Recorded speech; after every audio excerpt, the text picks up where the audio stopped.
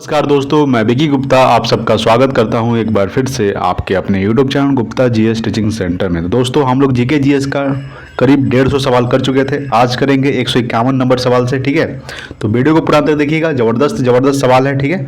चलिए शुरू करते हैं आज का सबसे पहला सवाल से। तो सबसे पहला सवाल है 151 नंबर सवाल कि अप्रत्यक्ष कर है। तो अप्रत्यक्ष कर क्या है? तो सेवा कर और वैट कर, ठीक है। सेवा कर और वैट कर जो है ये क्या है? ये अप्रत्यक्ष कर है। नेक्स्ट है कि हड़प्पा सभ्यता का कौन से स्थान हरियाणा में है?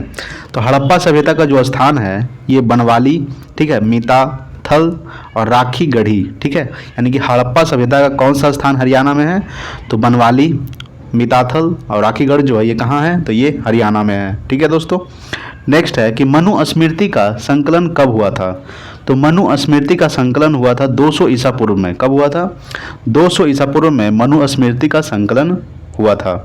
नेक्स्ट है कि बौद्ध धर्म में मुक्ति मार्ग, जिसको हम लोग बोलते हैं मोक्ष, क्या बोलते हैं? मोक्ष का साधन क्या है? तो यह है अष्ट मार्ग, ठीक है। यानी कि बौद्ध धर्म में मुक्ति मार्ग का साधन क्या है? अष्ट मार्ग, ठीक है दोस्तों। नेक्स्ट 155 नंबर कि विजयनगर साम्राज्य का प्रथम राजवंश था। तो वो था संगम वंश, ठीक है। संगम वंश जो है ये विजयनगर साम्राज्य का प्रथम राजवंश था। अगर हम बात करेंगे कि विजयनगर की स्थापना कब हुआ था, तो 1336 ईस्वी को। कब हुआ था? 1336 ईस्वी को हरिहर एवं बुक्का नामक दो भाइयों ने विजयनगर साम्राज्य की स्थापना किया था, ठीक है दोस्तों। चलिए नेक्स्ट देखेंगे अगला 156 नंबर सवाल देखिए, ठीक है। 156 नंबर सवाल है कि बाबर की आत्मकथा का नाम क्या है? तो बाबर की आत्मकथा का नाम है बाबरनामा, ठीक है। तुजुक ए बाबरी या तुर्की भाषा में है, ठीक है। तुजुक ए बाबरी ये कौन सी भाषा में है? तुर्की भाषा में है। यानी कि बाबर की आत्मकथा का क्या नाम है? बाबरनामा। नेक्स्ट है कि पहाड़िया लोग खेती के लिए कौन से उपकरण का प्रयोग करते हैं? तो ये कुदाल का प्रयोग करते हैं। यानी कि पहाड़िया लोग जो है, ठीक है, खेती के लिए कुदाल उपकरण का प्रयोग करते हैं। नेक्स्ट है कि 1977 ईस्वी में से पहले भारत में ब्रिटिश साम्राज्य की राजधानी कहाँ थी? तो ये था कलकत्ता। आपको पता होगा कि 1977 ईस्वी से पहले भारत में ब्रिटिश साम्राज्य की राजधानी कहाँ थी, कहाँ स्थित थी? तो कलकत्ता स्थित थी, ठीक है। चलिए नेक्स्ट देखते हैं अगला सवाल। तो देखिए अगला सवाल है 15 नंबर, यानी कि अगला सवाल है कि महात्मा गांधी ने व्यक्तिगत सत्याग्रह कब आरंभ किया गया? यानी कि महात्मा गांधी ने व्यक्तिगत सत्याग्रह का कब आरंभ किया था? तो 1940-41 में, यानी कि अक्टूबर से दिसंबर के महीने में किया था गांधी जी ने व्यक्तिगत सत्याग्रह का प्रारंभ, ठीक है। नेक्स्ट है कि मुस्लिम सांप्रदायिकता के उदय का मुख्य कारण क्या था? तो बहाबी आंदोलन, यानी कि सर सैयद अहमद खां द्वारा सांप्रदायिक प्रचार, अंग्रेजों की फूट डालो और राज करो नीति। याद रखिएगा कि मुस्लिम सांप्रदायिकता के उदय का मुख्य कारण क्या था? तो बहाबी आंदोलन, ठीक है। नेक्स्ट है कि अखिल भारतीय हिंदू महासभा की स्थापना कब हुई थी? तो 1915 ईस्वी में, ठीक है। 1915 ईस्वी में अखिल भारतीय हिंदू महासभा की स्थापना हुई थी। किसने किया था? तो मदन मोहन मालवीय ने किए थे, ठीक है दोस्तों। चलिए नेक्स्ट देखते हैं अगला सवाल। अगला सवाल है कि निर्दोष लोगों की हत्या से विभाजन था, किसने कहा? ये कहा था पंडित जवाहरलाल नेहरू ने, ठीक है। यानी कि निर्दोष लोगों की हत्या से विभाजन था, किसने कहा था? पंडित जवाहरलाल नेहरू। और पंडित जवाहरलाल नेहरू ये भारत के प्रथम प्रधानमंत्री थे। नेक्स्ट है कि संविधान सभा का प्रथम अधिवेशन किसकी अध्यक्षता में हुआ? तो ये डॉक्टर सच्चिदानंद सिन्हा, यानी कि डॉक्टर सच्चिदानंद सिन्हा के अधिवेशन में, यानी प्रथम अधिवेशन में अध्यक्षता किसने किया था? डॉक्टर सच्चिदानंद सिन्हा ने। और अस्थायी अध्यक्ष कौन थे? डॉक्टर सच्चिदानंद सिन्हा भी कहे जाते हैं। और 9 दिसंबर 1946 को इनको संविधान सभा का प्रथम अधिवेशन की अध्यक्षता किए थे, 9 दिसंबर 1946 को। और इनको अस्थायी अध्यक्ष के रूप में चुना गया था।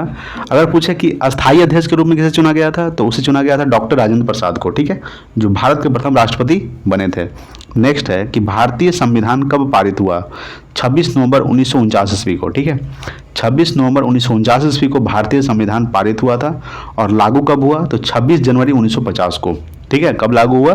26 जनवरी 1950 को। नेक्स्ट है कि भारतीय संविधान सभा के अस्थायी अध्यक्ष कौन थे? डॉक्टर राजेंद्र प्रसाद, ठीक है। डॉक्टर राजेंद्र प्रसाद संविधान सभा के अस्थायी अध्यक्ष थे। और अस्थायी अध्यक्ष कौन थे? तो अस्थायी अध्यक्ष थे डॉक्टर सच्चिदानंद सिन्हा, क्या थे? अस्थायी अध्यक्ष थे, ठीक है। चलिए नेक्स्ट देखेंगे। अगला सवाल आपके सामने है कि चौथी लोकसभा के चुनाव किस वर्ष हुए थे? तो 1967 को है, ठीक है। 1967 में चौथी लोकसभा के चुनाव किया गया था। नेक्स्ट है कि प्रथम लोकसभा के चुनाव किस वर्ष हुआ था? तो 1951-52 में हुआ था। कब हुआ था? 1951-52 में प्रथम लोकसभा चुनाव हुआ था। नेक्स्ट है कि पांचवें आम चुनाव के बाद भारत के पीएम कौन बने? तो 1971 में बना था इंदिरा गांधी, ठीक है। यानी कि पांचवें आम चुनाव के बाद भारत के पीएम बने थे, यानी प्रधानमंत्री 1971 में बना था इंदिरा गांधी, ठीक है। नेक्स्ट है कि कांग्रेस पार्टी द्वारा गरीबी हटाओ नारा कौन से लोकसभा चुनाव में प्रमुख था? ये तो पांचवें 1971 में, यानी कि 5 लोकसभा चुनाव में कांग्रेस पार्टी द्वारा गरीबी हटाओ का नारा दिया गया था। कब दिया गया था? तो 5वें लोकसभा चुनाव में। कब दिया गया था? 1971 में, ठीक है दोस्तों। चलिए नेक्स्ट देखते हैं अगला सवाल। देखिए अगला है 170 नंबर कि किस राज्य में नव निर्माण आंदोलन चला था? तो गुजरात राज्य में चला था। शुरुआत कब हुआ था? 20 दिसंबर 1973 को 16 मार्च 1974 तक चला था। यानी कि किस राज्य में नव निर्माण आंदोलन चला था? तो गुजरात राज्य में। शुरुआत कब हुआ था? 20 दिसंबर 1973 से 16 मार्च 1974 तक चला था। नेक्स्ट है कि भारत में नई आर्थिक नीति कब अपनाई गई? तो 1991 में, ठीक है। 1991 में भारत में नई आर्थिक नीति अपनाई गई थी। नेक्स्ट है कि भारत में नई आर्थिक किस किस काल में अपनाई गई? तो पी.वी. नरसिम्हा राव के शासनकाल में, ठीक है। यानी कि भारत में नई आर्थिक किसके शासनकाल में अपनाई गई थी? तो पी.वी. नरसिम्हा राव के शासनकाल में। नेक्स्ट है कि रूस में साम्यवादी क्रांति कब हुई? तो 1917 में, ठीक है। रूस में जो है साम्यवादी जो क्रांति हुई थी ये कब हुई थी? तो 1917 ईस्वी में हुई थी। कहाँ हुई थी? तो रूस में हुई थी, ठीक है। नेक्स्ट देखते हैं अगला सवाल कि 174 नंबर है। 174 नंबर सवाल है कि अर्थशास्त्र में स्थिर ऊपरी लागत का क्या अर्थ होता है? तो मांग के साथ ना बदलने वाली लागत, ठीक है। यानी कि अर्थशास्त्र में स्थिर ऊपरी लागत का क्या अर्थ होता है? तो मांग के साथ ना बदलने वाली लागत। नेक्स्ट है कि राष्ट्रीय आय की गणना में नहीं माना जाता है, तो महिला द्वारा घरेलू कार्य, ठीक है। राष्ट्रीय आय की गणना में नहीं माना जाता है तो महिला द्वारा घरेलू कार्य को नहीं माना जाता है। नेक्स्ट है कि भारतीय संविधान का कौन सा अनुच्छेद विधेयक की परिभाषा देता है? तो अनुच्छेद 110, ठीक है। अनुच्छेद 110 जो है ये भारतीय संविधान का विधेयक की परिभाषा देता है। यानी कि धन विधेयक किस अनुच्छेद में है? तो ये अनुच्छेद 110 में है, ठीक है। चलिए नेक्स्ट देखेंगे अगला। तो देखिए अगला सवाल है कि किन परिस्थितियों अंतर्गत संसद का एक सदस्य निर्धारित किया जा सकता है?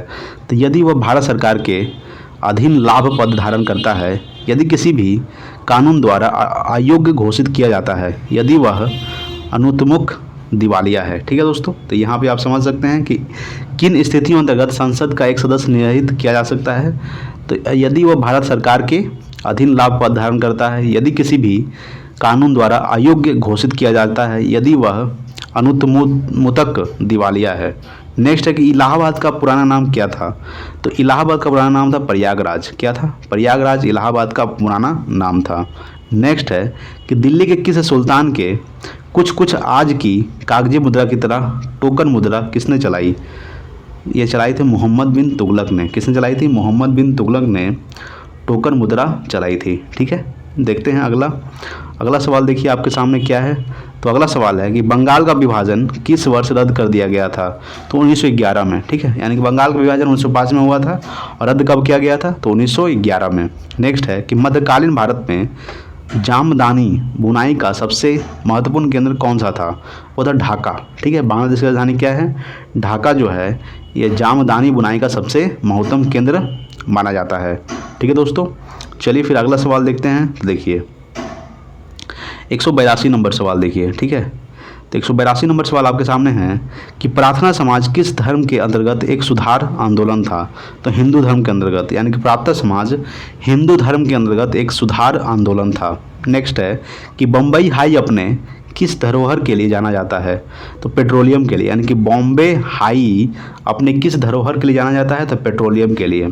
नेक्स्ट है कि एक विद्युत रूम हीटर की कुंडली को क्या कहा जाता है? तो एलिमेंट कहा जाता है, ठीक है। यानी कि एक विद्युत रूम हीटर की कुंडली को क्या कहा जाता है? एलिमेंट। नेक्स्ट है कि पेचिस तथा मलेरिया जैसी बीमारियों किसके द्वारा होती है? तो एक कोसी यानी कि प्रोटोजोआ बोल सकते हैं। एक कोसी यानी कि प्रोटोजोआ। यानी कि पेचिस तथा मलेरिया जैसी बीमारियों किसके द्वारा होती है? एक कोसी या फिर प्रोटोजोआ के द्वारा होती है, ठीक है। नेक्स्ट देखते हैं अगला सवाल 186 नंबर है कि ऑक्सीजन युक्त हवा को शरीर में लेने की प्रक्रिया को क्या कहते हैं? तो ये कहते हैं प्रश्वसन। ठीक है, यानी कि ऑक्सीजन युक्त हवा को शरीर में लेने की प्रक्रिया को प्रश्वसन कहते हैं। नेक्स्ट है कि ऑक्साइड प्रकृति में अम्लीय किस तरह के होते हैं? तो ये होते हैं अधातु। ठीक है, ऑक्साइड प्रकृति में अम्लीय किस तरह के होते हैं? तो अधातु होते हैं। नेक्स्ट है कि भौम जल स्तर के नीचे पाए जाने वाला जल क्या कहलाता है?